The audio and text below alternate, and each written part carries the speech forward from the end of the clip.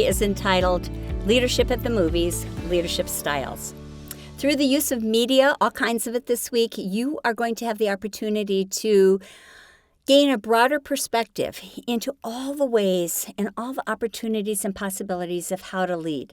The goal for this week is to break the myth if there's anyone out there saying, I am not a leader. By the end of this module, I hope that you come away with the reality of understanding that there is not just one way to lead. If you look at the document in front of you on your screen, you will see at the very top there is a continuum, and that is called the leadership continuum. On the far left end, you see what is called the authoritative leader, or some might call this the autocratic leader.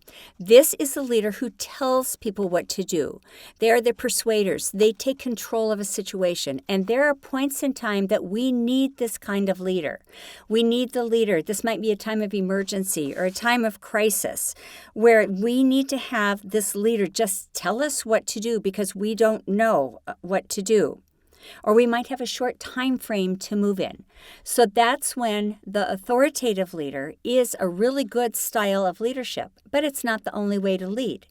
Because if you look at the far right end of the continuum, you see the laissez-faire leader, or some call this free rein leadership.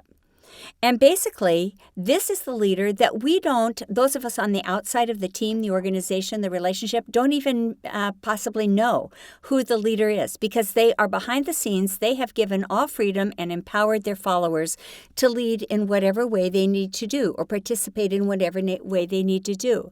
We see this, just think about a kid's playground. You know, you drive by a preschool or a grade school and you see all the children out on the playground, and it just looks like a sea of kids. It's only if there's some sort of emergency that happens. Maybe there's a fight that breaks out or somebody falls off the swing or somebody is hurt. And then all of a sudden, those adults that were invisible at first just descend upon this situation because what they've been doing, they've been providing this laissez-faire leadership, allowing kids to be kids, allowing them to learn how to socialize and interact with each other. But they are there. After empowering them to be children, they are there if needed. So laissez-faire leadership is from behind the scenes. Many times this is that transformational leader that says, go for it. I'll give you the tools, the resources, the information, my strength, my courage, whatever it is, but you go for it. Okay, so that's the continuum.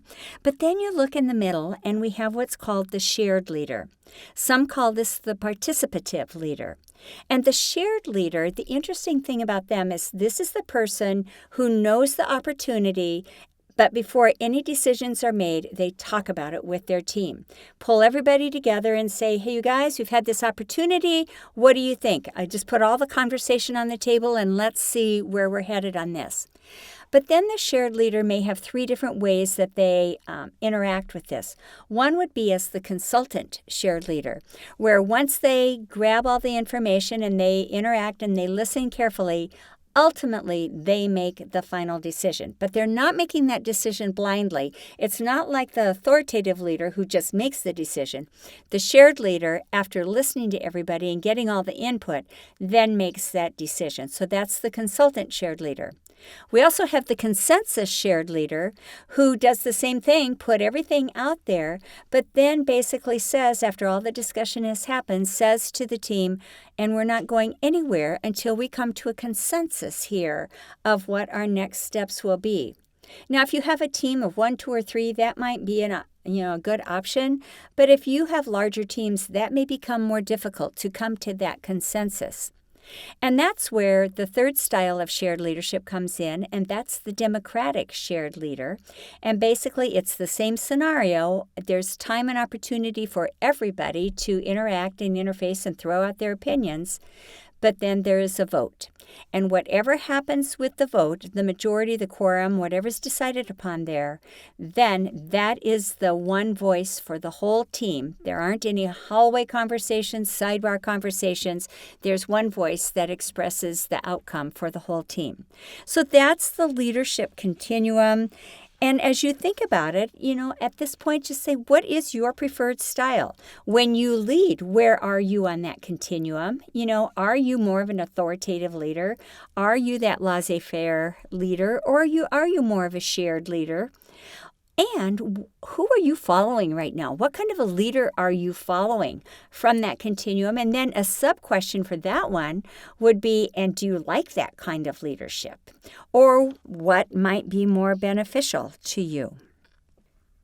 The other part of this short lecture is to recognize, as you look at that sheet, all the different styles and opportunities of ways to lead.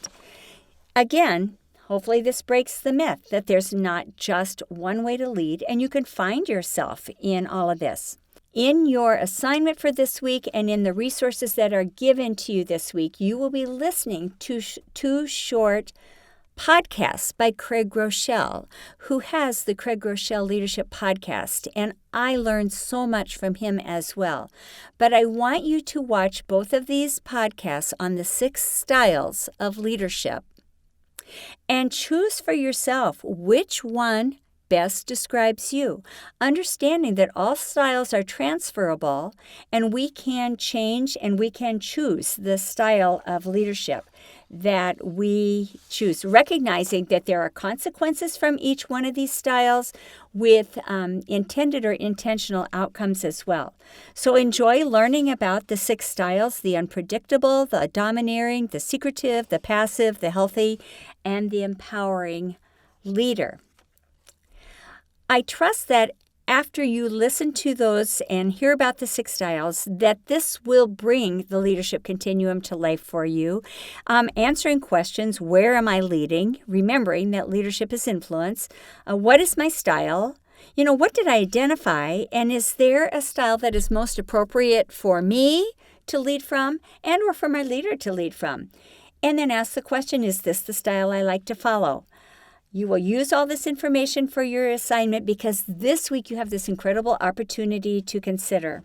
And at the bottom of that page, I certainly appreciate the quote by John Quincy Adams that says, "If your actions inspire others to dream more, learn more, do more, and become more, you are a leader."